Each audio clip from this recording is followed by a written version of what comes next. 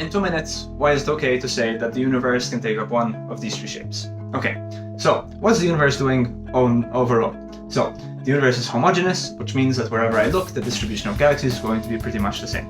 2, the universe is isotropic, which means wherever I make a measurement in the universe is going to be independent of direction. 3, there's a thermal background radiation of around 3 Kelvin throughout the whole universe. Okay, so now with those assumptions, let's turn those into geometric statements, right? Einstein gave us a tool around the turn of the last century to talk about gravity and the shape of space-time in terms of geometry. Okay, so this thing is called a metric. A metric means that distances and angles within a space have to respect these properties. In our case, to respect the assumptions we made earlier, this is going to be our metric. Okay, moving on, this is Einstein's field equations. In the middle, we have these R terms. Those talk about curvature. At the end, we have the stress energy momentum tensor, which talks about how mass and energy is working within a spacetime. Okay, so what's our T doing?